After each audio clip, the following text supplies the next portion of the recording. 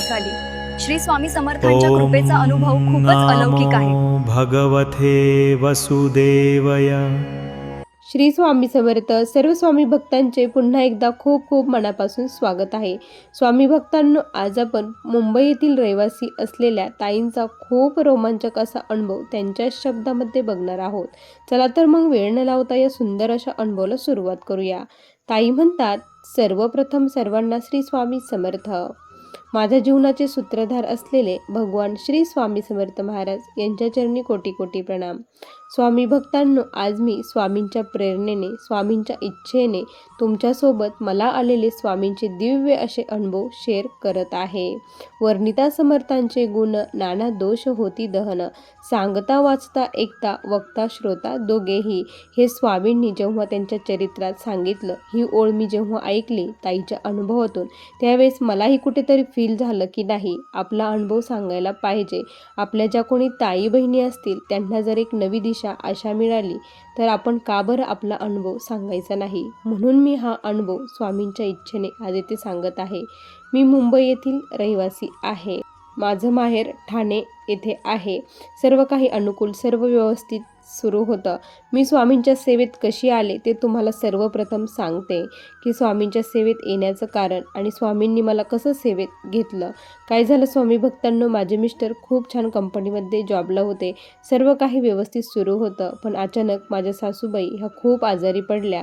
त्यांना इतके पैसे लागले, आम्ही जवळपास त्यांना 7 ते 8 लाख रुपये घातले, पण तरी देखील त्यांचं काही निधन होत नव्हतं. खूप सारे प्रयत्न करून देखील त्यांना खूप सारे डॉक्टर बघूनही काहीच फरक पडत नव्हता. त्यानंतर काय झालं की माझ्या बहिणीच्या मुलीचा पेपर होता. त्यामुळे माझी बहीण आणि माझी बहिणीची मुलगी दोघीजणी आमच्या घरी आल्या होत्या. त्यांनी सर्व काही परिस्थिती बघितली. आमची खूप परिस्थिती हालाकीची झाली होती. त्या दरम्यान करोनाचा काळ देखील आलेला होता. त्यामुळे माझ्या मिस्टरांची जॉबही गेलेला होता. आमची परिस्थिती इतकी बिकट होती की अक्षरशः संध्याकाळी खायला देखील आमच्याकडे काही राहत नव्हतं. इतकी परिस्थिती आमची खराब झालेली होती. त्याच दरम्यान तिचे घरामध्ये आगमन झाले आणि तिने जे परिस्थिती बघून मी तिला सर्व काही सांगितलं. मी तिच्याकडे खूप रडली की अशी परिस्थिती आहे. त्यावेळेस तिने मला सांगितलं की अगं तू टेन्शन नको घेऊ, देव आहे ना. आपण जर कुणाचं वाईट केलं नाही तर देव आपलं कसं वाईट करेल. नक्की तुझे देखील चांगले दिवस येतील. पण तू एक कर, श्री स्वामी समर्थ महाराजांची सेवा सुरू कर. महाराजांच्या सेवेमध्ये प्रचंड ताकद आहे. महाराज या संकटाशी लढण्याची ताकद देतात आपल्याला, असं तिने सांगितलं. मी म्हटलं कशी सेवा करायची, काय करायची, त्यांची तर खूप कडक असतं. आमच्या घरामध्ये नॉनव्हेज होतं, मग मी कसं काय करणार. तर ती म्हटले, अगं हा फक्त बाऊ केलेला आहे, असं काही नाही. महाराजांना फक्त तुझी खरी श्रद्धा भक्ती ही प्रिय आहे. स्वामींचं असं काहीच नसतं. तू नॉनव्हेज बनवू शकते आणि सेवा देखील करू शकते, असं तिने एक आधार दिला. मी म्हटलं ठीक आहे, तर मला सर्व काही माहिती सांग, कसं करायचं. ती म्हणे, सुरुवातीला तू फक्त तारक मंत्र घे आणि श्री स्वामी समर्थ या मंत्राचा जप कर. याने तुला जर काही अनुभूती आली, प्रचिती आली, तर तू मग पुढे स्वामी चरित्राची सेवा सुरू कर, असं तिने मला सांगितलं. तर मी म्हटलं ठीक आहे आणि मग मी तसंच केलं. श्री स्वामी समर्थ या मंत्राचा जप करायला लागली. माझ्याकडे माळ नव्हती, स्वामींचा फोटो नव्हता, काहीच नव्हतं. मी 2 अगरबत्ती तिने सांगितल्याप्रमाणे लावल्या. श्री स्वामी समर्थ या मंत्राचा जप केला. ती विभूती माझ्या सासूबाईंना मी लावली, घरामध्ये सर्वत्र टाकली. हा दिनक्रम मी जवळपास 1 महिनाभर केला. तर काय आश्चर्य, माझ्या सासूबाईंच्या प्रकृतीमध्ये हळूहळू मला सुधारणा दिसू लागली. एवढे पैसे घालून देखील डॉक्टर हतबल झाले होते. त्यांचं निदान होत नव्हतं, काहीच त्यांना उपचार होत नव्हते. पण त्यांना आता अचानक बरं वाटू लागलं. त्यावेळेस कळालं की हे महाराजांच्या श्री स्वामी समर्थ मंत्राचा ताकद आहे, प्रभाव आहे, त्यामुळे सर्व काही घडत आहे. आणि मग मी माझ्या बहिणीला कॉल केला की असं असं घडत आहे. तर ती म्हटली, बघ तुला स्वामींनी प्रचिती दिली, म्हणजे स्वामींना तुला सेवेत घ्यायचं आहे. आता तू स्वामी चरित्राचे पारायण सुरू कर, असं तिने सांगितलं. मिस्टरांना जॉब नव्हता. ते खूप ठिकाणी इंटरव्ह्यू देत होते, पण सिलेक्शन मात्र होत नव्हतं. मग माझ्या मिस्टरांना नोकरीसाठी मी संकल्प केला 108 स्वामीचरित्र पारायणाचा. हातामध्ये पाणी फुल अक्षता घेतली, महाराजांना सर्व काही परिस्थिती सांगितली आणि आता मी स्वामींचा चरित्र वाचायला सुरुवात केली. महाराजांचा फोटो, माळ सर्व काही घेऊन आली होती. आणि पण एक झालं, जेव्हापासून ही सेवा सुरू केली तेव्हापासून प्रॉब्लेम हे कमी व्हायचे तर आणखीन प्रॉब्लेम वाढू लागले. त्यामुळे खूप मला मनस्ताप होऊ लागला की असं का बरं होऊ लागलं. मी तर सर्व काही व्यवस्थित करत होते, मग असं का बरं. ज्या दिवशी मी पारायण वाचायची संध्याकाळी आमच्या रोज भांडणं होऊ लागले. मला खूप टेन्शन येऊ लागलं की स्वामी सेवेने हे होत आहे का, काही कोप होत आहे का, माझी सेवा कुठे चुकत आहे का, मला असं वाटत होतं. मी यूट्यूबलाही खूप व्हिडिओ बघितले, पण त्यात देखील कुठे असं नव्हतं की स्वामी सेवा केल्याने असं होतं, असं कोणीच सांगितलं नाही. सर्वजण म्हणायचे की आपले भोग आहे, भोग भोगूनच संपवावे लागतात, महाराजांची सेवा केली तर महाराज सामर्थ्य देतात. एवढं ऐकून मग कुठंतरी वाटायचं की नाही, आपण ही करत राहिलं पाहिजे, बंद नाही करायला पाहिजे. आणि मग मी विश्वासाने ती सेवा कंटिन्यू सुरूच ठेवली. आणि मग माझ्या मिस्टरांना खरंच 108 पारायणामध्ये जॉब मिळाला आणि पुन्हा एकदा स्वामींनी मला प्रचिती दिली. माझ्या मिस्टरांना जॉब लागल्यानंतर त्यानंतर माझी सेवा आता हळूहळू वाढू लागली होती. मला एक मुलगी झाली. आता मुलीची अपेक्षा होती मुलगा व्हावा म्हणून. त्यासाठी आता कुठली सेवा करावी मला माहीत नव्हतं, सेवा कुठली करायची असते. तर मी माझ्या बहिणीला कॉल केला की आता मला मुलासाठी सेवा करायची आहे, तर स्वामीचरित्रच वाचू का. तर ती म्हणे अगं तू आता गुरुचरित्राचे पारायण करायला सुरुवात कर, गुरुचरित्राचे पारायण कर, संकल्प घे आणि गुरुचरित्राचं पारायण कर, नक्की तुझी इच्छा महाराज लवकर पूर्ण करतील, असं तिने मला सांगितलं. आता मला कुठलेच नियम धर्म काही एक माहीत नव्हतं. यूट्यूबला व्हिडिओ बघून मी पूर्ण हँग झालती. कोणी एक सांगायचं, कोणी दुसरं सांगायचं, कोणी म्हणायचं काही नियम पाळले नाही तरी चालेल, कोणी म्हणायचं की नाही खूप कडक नियम आहे, हे सर्व काही नियम पाळवायचे. कुणाचं ऐकावं, कुणाचं काय करावं काहीच एक कळत नव्हतं. मग मी म्हटलं की महाराजांना की जे काही असेल ते तुम्ही माझं लेकरू समजून पदरात घ्या, असं मी स्वामींना म्हटली. आणि मग मी तसंच केलं. मी कुठलेच नियमधर्म पाळले नाही, कारण मला शुगरचा त्रास असल्यामुळे मी काय खाणार पिणार हेही खूप महत्त्वाचं होतं. मी कुठलेच नियम पाळले नाही, न कांदा लसूण न काही, सर्व काही खाण्याचा मी अट्टाहास धरला. सर्व काही खाल्लं आणि मी पारायणाला सुरुवात केली. आणि पहिल्याच दिवशी असं काही घडलं की मी ते कधीच विसरू शकणार नाही. मी पारायण वाचलं आणि मला विशेष म्हणजे पारायण कधी वाचायचं हे देखील माहीत नव्हतं. मी डायरेक्टच सुरू केलं आणि मला जसा वेळ भेटेल तसा मी वाचलं. संध्याकाळी पहिल्या दिवशी मी 5 वाजता पारायण वाचायला सुरुवात केली आणि 5 वाजता वाचलं. आणि मग दुसऱ्या दिवशी काय झालं की माझ्या सासूबाई म्हटल्या की तुला पारायण वाचायचं नाही का. तर मी म्हटलं हो वाचायचं आहे ना. तर संध्याकाळी त्या अगोदरच एक अशी घंटी वाजल्यासारखं मला आवाज आला. घंटीचा खूप मोठा आवाज झाला आणि हा आवाज कुठून आला काहीच कळालं नाही.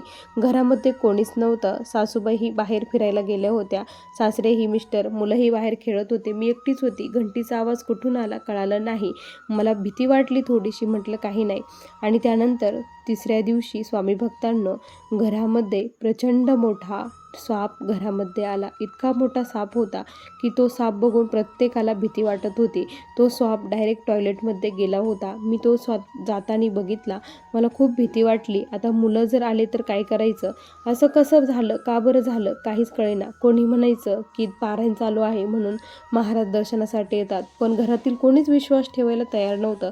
मलाही आता नवीन असल्यामुळे खूप भीती वाटत होती की काय घडलं हे असं. माझ्या बहिणीलाही कॉल केला की असं घडलं. मग साप पकडणारा जो असतो त्याला आम्ही बोलून घेतलं. त्याने तो पकडला. तो टॉयलेटमध्येच होता. टॉयलेटमधून त्याने बाहेर काढला. प्रचंड भयानक होता. त्याच्याकडे पाहिलं तर अंगावरती खूप मोठे शहारे येत होते. त्याला पकडून तो घेऊन गेला. मनाचा थरकाप झाला की नेमकी काय झालं आहे. माझ्या बहिणीला कॉल केला की अगं काय होत आहे, मी तर चांगल्यासाठी करत आहे, हे असं काय समोर उभा राहत आहे, का बरं असे अशुभ संकेत घटना घरामध्ये घडत आहे. तर तिने मला विचारलं की तू पारायण नेमकी कसं करत आहे, काय करत आहे. तर मी तिला सर्व सांगितलं.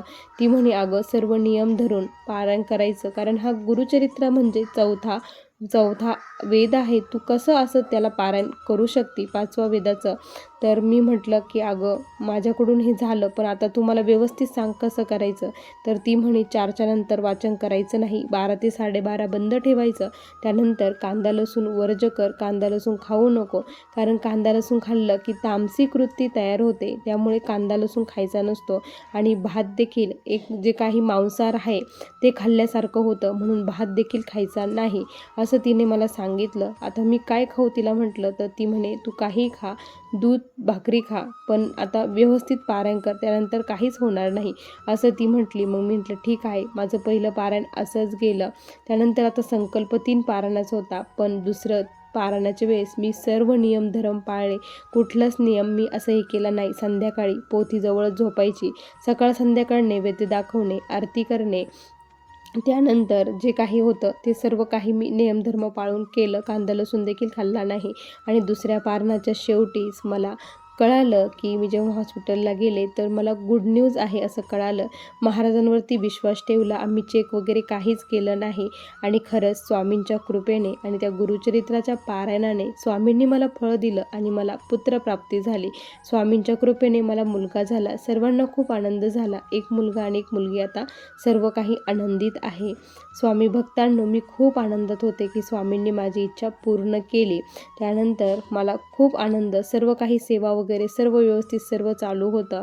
माझा मुलगा 5 वर्षाचा झाला. आणि स्वामी भक्तांनो, माझ्या जीवनामध्ये खूप मोठं दुःखाचं वादळ पुन्हा एकदा पेटलं. खूप मोठा भडका याच्यामध्ये झाला. महाराज देखील त्याला काहीच करू शकले नाही. स्वामी भक्तांनो, माझा जो मुलगा होता तो खेळता खेळता एका कडाला जे काही खड्डं होतं त्याच्यामध्ये जाऊन पडला. खाली खूप मोठा दगड होता, त्या दगडावरती त्याचं डोकं आदळलं आणि तो पडला. त्याच्या लवकर बघितल्या नाही, 2-3 तास तो तिथेच पडलेला होता. आम्हाला वाटलं की खाली तो खेळत आहे आणि खेळत आहे म्हणून आम्ही लक्ष दिलं नाही. आणि नंतर बघितलं, कोणीच बघितलं नाही. खड्डा खूप मोठा होता कडेला, तर त्याच्यात पडलेला होता. 4-5 तासांनी बघितलं, तोपर्यंत माझा मुलगा हा गेलेला होता, कारण प्रचंड रक्तस्राव झालेलं होतं. माझा मुलगा एवढंच येणे करून माझा मुलगा झाला होता आणि तो महाराजांनी हिरावून घेतला. मी महाराजांवरती खूप रागवली की तुम्हाला द्यायचंच नव्हतं तर कशाला दिलं, मला पूर्ण हाताने द्यायचं होतं, कशाला नेलं, आता मी कसं जगू, काय करू. महाराजांना खूप सारे प्रश्न मी विचारू लागले, खूप हे केलं मी. त्यानंतर महाराजांची पूर्णपणे सेवा बंद केली, सेवा केलीच नाही. मी खूप डिप्रेशनमध्ये गेली होती. मला सारखा माझा मुलगा माझ्यासमोर दिसायचा, मला कानामध्ये आवाज यायचा, आई म्हणल्याचा आवाज यायचा. माझा मुलगा, मी कसं त्याला विसरू असं मला वाटायचं. मी महाराजांना दिवा लावला नाही, तर कुठे बसलं नाही.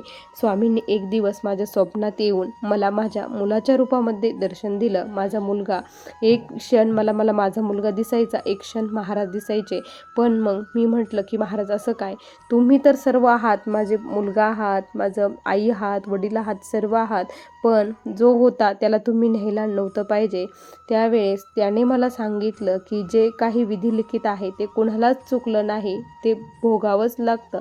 ते जन्ममृत्यूच्या फेऱ्यामध्ये आम्ही देखील काहीच करू शकत नाही, असं त्यांनी सांगितलं. आणि त्यानंतर पुन्हा 1 वर्षानंतर पुन्हा महाराजांच्या सेवेमध्ये आली, पुन्हा महाराजांची सेवा करू लागली. पण फार काही मन लागत नव्हतं. माझ्या मुलाचं मी विसरूच शकत नव्हती.